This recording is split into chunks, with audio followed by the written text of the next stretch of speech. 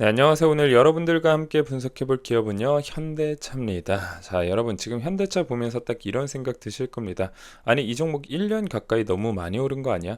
여기서 다시 올라갈 수 있는 거야? 아니면 이제 고점 만든 거야? 바로 이 부분이 오늘 가장 중요합니다.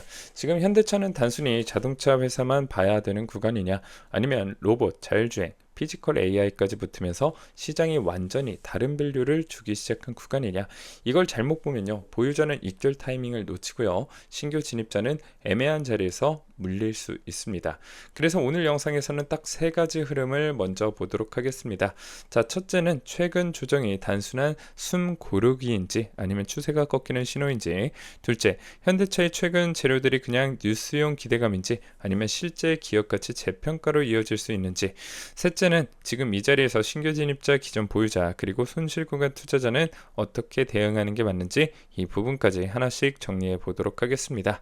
자, 본격적으로 영상 시작하기 전에 지금 바로 영상 하단 댓글에 현대차 화이팅이라고 꼭 남겨주시길 바라겠습니다. 자, 내 종목 수익률 높이는 방법이 있어요. 여러분들이 좋아요 많이 눌러주시고요, 댓글을 많이 달아주시면 달아주실수록 현대차 영상의 조회수가 계속해서 높아지게 됩니다. 자, 조회수가 높아진다라는 거 당연히 현대차를 본 사람이 많아진다라는 거고요, 당연히 현대차에 대한 관심도도 올라갈 수밖에 없고요, 관심도가 많아진다는 거 당연히 매수를 하려고 하는 사람들이 많아진다라는 겁니다. 자, 현대차를 매수하려는 사람이 많아지면 어떻게 될까요? 주가도 당연히 올라갈 수밖에 없다라는 거. 자, 어렵지 않습니다. 여러분들 좋아요 눌러주시는데 1초, 댓글 눌러주시는데 2초밖에 안 걸리겠죠? 24시간 중에 딱 3초만 투자하시면요, 현대차 내 종목 수익률을 높일 수 있는 너무나도 좋은 방법이니까요, 여러분들 댓글, 좋아요 한 번씩 눌러주시면서 신나게 한번 시작해 보도록 하겠습니다. 자, 그리고 여러분들이 댓글 눌러주시는 분들을 통해서요, 추첨을 통해서 주식 한 주도 무료로 제공해 드리고 있습니다. 댓글 달아주시고요, 화면에 보이시는 번호로 문자 5번이라고 남겨주시거나 고정 댓글 링크 클릭하시고, 자, 무료 주식 한 주 신청 받기 누르고 제출하기 눌러주시면 이벤트에도 참여할 수 있고 주식 한 주의 주인공도 될 수 있는 너무나도 좋은 기회니까요, 많은 분들 참여해 주시길 바라겠습니다. 자, 영상 바로 시작해 보도록 할게요. 자, 현대차는 최근까지 거의 1년 가까이 강한 상승 흐름을 보여줬습니다. 저점 대비로 보면 체감상 굉장히 크게 오른 종목이고요, 한때 70만원 근처까지 올라갔다가 최근 중동 쪽 지정학적 이슈, 전쟁 우려, 유가 급등 같은 외부 변수 때문에 급락이 한번 나와줬습니다. 그런데 여기서 중요한 건 많이 빠졌다는 사실 자체가 아닙니다. 더 중요한 건 이 하락의 성격이에요. 이게 추세가 끝났기 때문에 무너진 건지 아니면 너무 가파르게 올라왔던 주가가 한번 쉬어가는 과정인지, 이걸 구분해야 됩니다. 쉽게 말하면 이런 거예요. 주가가 너무 빨리 오르면요, 먼저 들어간 사람들이 차익 실현을 할 수밖에 없겠죠. 그 과정에서 주가는 흔들릴 수밖에 없어요. 그래서 지금 현대차 자리는요, 완전히 끝났다라기보다는 올라온 뒤에 숨고르기 구간에 들어온 것으로 보는 시각도 충분히 가능합니다. 다만 문제는 예전처럼 누구나 편하게 들어갈 수 있는 싼 자리는 아니라는 거예요. 좋은 회사인 것은 확실하지만 압도적인 싼 자리는 아니다. 자, 이게 바로 핵심이다라고 보시면 될 것 같고요. 자, 이어서 수급 한번 보도록 하겠습니다. 한 달 기준으로 보면 개인은 매수 쪽이었고 외국인은 매도 쪽이었습니다. 기관은 대체로 중립적인 흐름이었고요, 그리고 최근까지도 큰 틀에서는 이 스탠스가 많이 바뀌지 않았습니다. 자, 이걸 어떻게 해석해야 되냐, 개인이 샀다는 건 지금 이 구간을 기회로 보는 시각이 있다라는 뜻입니다. 반대로 외국인이 팔았다는 건요, 단기적으로 보는 차익 실현이나 보수적 대응이 나왔다는 의미로 볼 수 있습니다. 중요한 건 숫자 자체보다 해석입니다. 수급이 막 강하게 한쪽으로 쏠리면서 이제 다시 추세 재시작이라고 말할 정도는 아니라는 거죠. 그렇다고 기관과 외국인이 완전히 등을 돌렸다, 이 정도로 볼 필요도 없습니다.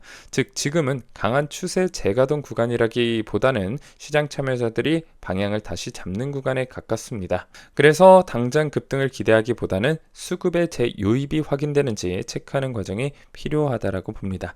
자, 다음은 신용잔고입니다. 최근 신용잔고는 1% 수준으로 파악되고 있고 과거와 비교해도 큰 차이가 없습니다. 신용잔고라는 건 쉽게 말해서 빚을 내서 주식을 산 비율입니다. 이 수치가 너무 높으면 주가가 흔들릴 때 강제 매도가 나오기 쉽습니다. 그런데 현대차는 현재 그 정도로 과열된 상황은 아니라는 거죠. 자, 이 말은 뭐냐, 지금 현대차가 갑자기 무너질 때 신용 반대 매매가 연쇄적으로 터질 만한 구조는 아니다라는 겁니다. 즉 내부적으로 과열된 폭탄을 안고 있는 상태는 아니다. 이건 분명히 안정 안정적으로 보여지고 있습니다. 자, 다음은 공매도와 대차장구도 한번 보도록 하겠습니다. 공매도 매매 비중은요, 최근 한 자릿수 수준에서 움직이고 있는데요. 이 자체만 보면 당장 심각하게 우려할 정도는 아닙니다. 그런데 대차장구가 최근 들어 조금 가파르게 올라온 부분은 체크해야 됩니다. 자, 여기서 용어가 어려울 수 있으니까 쉽게 말씀드리도록 할게요. 공매도는 주가 하락에 베팅하는 거래고요. 대차장구는 그 공매도를 위해 주식을 얼마나 빌려갔는지를 보여주는 숫자라고 보시면 됩니다. 즉 대차장구가 늘어난다라는 건 나중에 공매도 물량이 더 나올 가능성을 미리 보는 지표라고 이해하시면 됩니다. 그래서 현재 현대차는 공매도 비중 자체는 아직 과도하지 않지만 대차장구 흐름은 조금은 신경 써야 됩니다. 당장 큰 악재라고 보기는 어렵습니다. 하지만 여기서 공매도 비중까지 같이 올라오기 시작하면 위로 갈 때 주가를 누르는 압력으로 작용할 수 있습니다. 그래서 앞으로는요, 단순히 주가만 보지 마시고 공매도 비중이 같이 올라오는지까지 체크하시는 게 중요합니다. 자, 이제 재무 한번 살펴보도록 하겠습니다. 자, 현대차 매출은 최근 몇 년간 굉장히 안정적으로 우상향했습니다. 117조, 140조, 160조, 180조, 190조, 200조. 자, 이후에는 210조 수준까지 전망이 붙고 있습니다. 이 숫자가 왜 중요하냐면요. 현대차는 막 드라마틱하게 한 해 만에 폭발하는 회사라기보다는 덩치가 큰데도 꾸준히 성장하는 회사라는 점이 핵심입니다. 쉽게 말하면 이미 큰 회사인데도 매년 외형이 계속 커지고 있는 겁니다. 이건 시장에서 굉장히 높게 평가할 수 있다는 포인트예요. 작은 회사가 20% 성장하는 것보다 이렇게 큰 회사가 매년 외형을 키운다는 게 더 어렵기 때문입니다. 자, 영업이익도 한번 보도록 하겠습니다. 과거 6조, 9조, 15조까지 올라갔다가 11조로 하락하는 모습을 보여줬습니다. 자, 이후 올해 12조 후반까지 상승하는 모습, 내년 14조, 내후년 15조 수준으로 다시 회복 전망이 잡히고 있습니다. 즉 실적이 완전히 꺾인 회사가 아닙니다. 오히려 한번 내려왔다가 다시 반등을 시도하는 구조예요. 자, 이게 중요합니다. 시장은 무조건 숫자가 높은 기업만 좋아하는 게 아니라 나빠지다가 좋아지는 기업에도 프리미엄을 줍니다. 현대차는 지금 그 중간에 와 있다라고 볼 수 있겠고요. 자, 분기 흐름도 한번 살펴보도록 하겠습니다. 자, 지난해 4분기에는 전년 대비 영업이익이 크게 눌렸고 1분기도 다소 약했습니다. 하지만 2분기부터는 둔화폭이 줄어들고 3분기에는 다시 전년 대비 개선되는 흐름이 나타났습니다. 자, 이걸 쉽게 말하면 상반기보다는 하반기가 나아지고 있다는 거고요. 즉 하반기에 바닥을 찍고 서서히 회복하는 그림을 보여주기 시작했다라는 거예요. 자, 주가는 원래 실적이 가장 좋을 때보다 실적이 가장 나빴던 구간을 지나 개선되는 초입에서 더 민감하게 움직이기 마련입니다. 자, 다음 부채 비율도 한번 보도록 하겠습니다. 과거 170에서 180% 수준에서 움직였고 최근도 비슷한 구간인데 앞으로는 160%에서 130%대로 점진적으로 낮아질 전망이 나와주고 있습니다. 자, 이건 재무 안정성이 앞으로 더 좋아질 가능성을 의미합니다. 지금도 아주 위험한 수준은 아니지만 더 나아질 여지가 있다라는 거겠죠. 자, ROE도 한번 살펴보도록 하겠습니다. 한때 13% 수준까지 올라갔다가 8%대로 내려왔고 올해와 내년은 다시 9에서 10% 예상됩니다. 쉽게 말하면 자기 자본으로 돈을 버는 효율이 아주 나쁜 회사는 아니라는 뜻입니다. 완전 고성장 기술주처럼 엄청난 수익성은 아니어도 대형 제조업체 치고는 충분히 괜찮은 수익성을 유지하고 있다. 이렇게 해석하시면 됩니다. 다음은 밸류에이션 보도록 하겠습니다. 현재 PER은 12배 수준, PBR은 1배 초반 수준으로 볼 수 있습니다. 자, 이걸 어떻게 해석해야 되냐? 예전처럼 말도 안 되게 싼 자동차주 구간은 아닙니다. 그렇다고 과열된 거품 구간이라고 단정하기도 어렵겠죠. 즉 지금 현대차는 딱 적정 가치 근처에서 평가받고 있는 구간에 가깝습니다. 이 말은 뭐냐? 예전처럼 저평가 하나만 믿고 사는 종목은 아니라는 겁니다. 앞으로 더 올라가려면 실적 회복이 더 뚜렷해지거나 신사업 기대가 더 강하게 붙어야 됩니다. 그래서 지금부터는 싸서 간다가 아니라 왜 재평가를 더 받아야 하는가가 더 중요해질 수 있다라는 거죠. 자, 그럼 이제 핵심 재료 살펴보도록 할 텐데요. 핵심 재료 살펴보기 전에 여러분들에게 드리는 선물 한 가지가 있어서 잠깐 소개해 드리려고 합니다. 자, 여러분들 주식 투자로 1년 동안 1,000만 원을 11억으로 만드는 게 가능하다라고 생각하시나요? 네. 실제로 가능합니다. 불가능하다라고 생각하시는 분들이 많은데요. 다시 말씀드릴게요. 1,000만 원을 11억으로 만드는 겁니다. 자, 누가 해냈냐? 바로 레리 윌리엄스라는 월스트리트의 주식 천재라고 불리는 분입니다. 자, 이분은요. 실제로 실전 투자 대회인 월드 트레이딩컵에서 단 1년 만에 113배라는 경이로운 수익률을 기록해냈습니다. 정말 말도 안 되죠. 어떻게 113배를 단 1년 동안 만들었을까요? 자, 여러분들 이 레리 윌리엄스라는 분이 내 옆에 있다라고 하면 어떤 생각이 들까요? 이분의 매매법 배워보고 싶다라는 생각이 들지 않을까요? 자, 그래서 여러분들도 1,000만 원에서 11억 만드는 그 방법 여러분들도 배워보실 수 있다라는 거예요. 제가 이 교재를 준비했습니다. 이 교재에 레리 윌리엄스의 모든 매매법을 담아왔다라는 거예요. 그래서 이론적 토대부터 시작해서 자, 언제 매수하고 언제 매도하는지 이 매수와 매도 방법까지 완벽하게 정리한 이 교재를요, 여러분들에게 100% 무료로 제공해 드리고 있습니다. 자, 이런 분들에게 추천드립니다. 매번 주식 투자로 손실 보신 분들, 아무리 공부해도 수익이 안 내는 분들, 1년 만에 수익 100배 늘려보고 싶으신 분들은요, 이 교재 받아가시길 바라겠고요. 어떤 조건도 없이 100% 무료로 제공해 드리고 있습니다.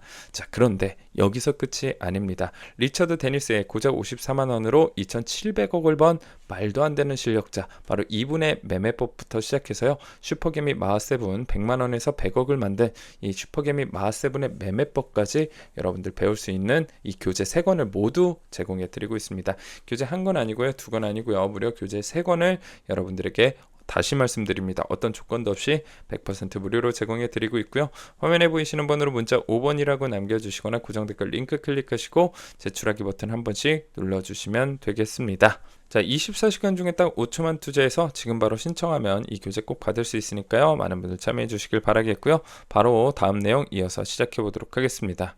자, 핵심 재료 중 첫 번째는요, 리콜과 생산 차질 이슈입니다. 북미에서 판매된 펠리세이드 전동 시트 관련 문제로 생산 중단과 자발적 리콜 이슈가 있었습니다. 단기적으로는 분명 악재입니다. 비용 반영도 필요하고 생산 차질 우려도 생기니까요. 그런데 중요한 건 영향의 크기입니다.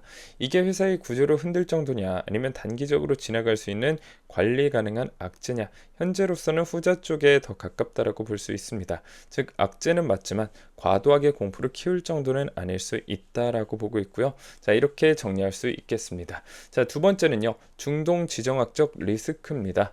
자, 최근 주가와 장중 크게 흔들린 것도 이런 외부 변수 영향이 있었습니다. 공급망 차질, 수요도나 우려 같은 말들이 나오면서 투자 심리가 위축됐던 거죠. 그런데 이것도 냉정하게 보면요, 실제 구조적 펀더멘털이 훼손됐다라고 보기엔 아직 이르다라는 시각이 있습니다.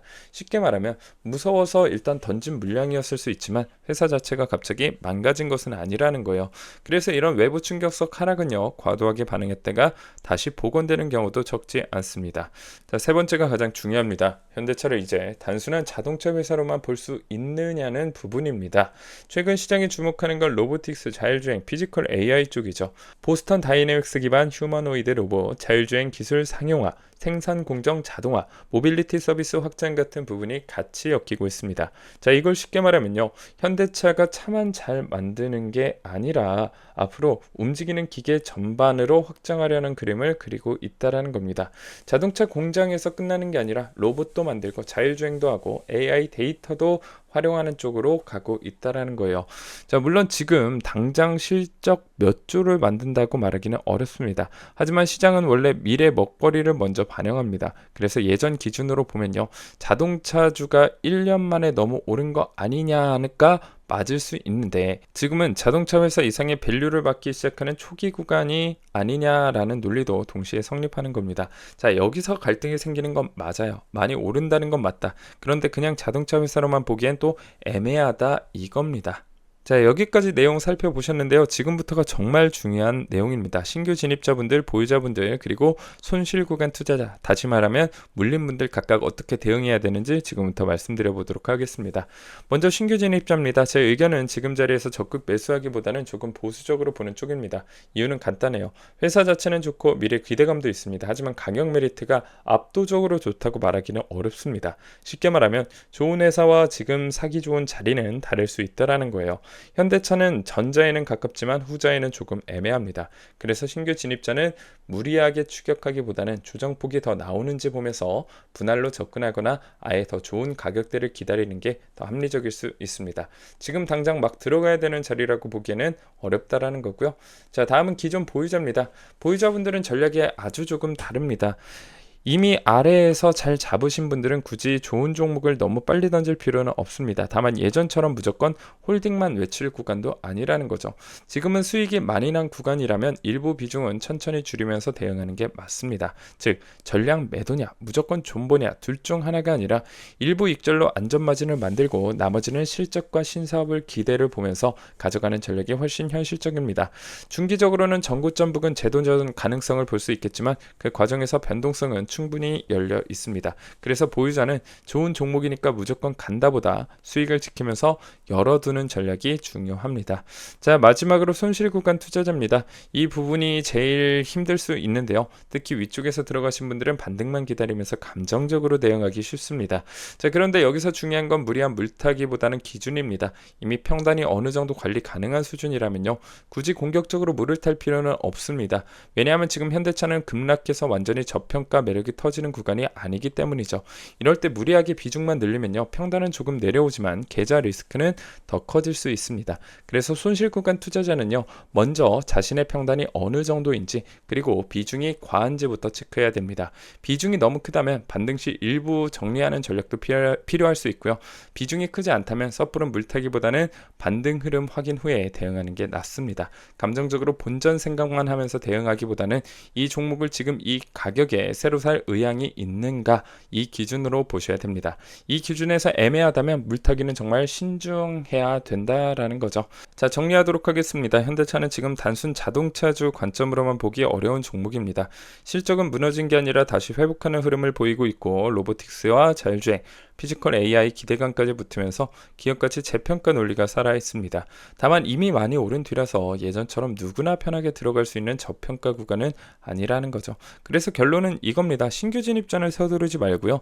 가격 메리트를 기다리자. 기존 보유자는 일부 익절과 보유를 병행하면서 유연하게 대응하자. 손실 구간 투자자는 감정적인 물타기보다는 비중과 기준을 먼저 점검하자. 오늘 현대차는 여기까지 정리하겠습니다. 영상이 도움이 되셨다면 좋아요와 구독, 알림 설정까지 부탁드리고요. 다음에도 더 중요한 종목 분석으로 찾아뵙도록 하겠습니다. 감사합니다.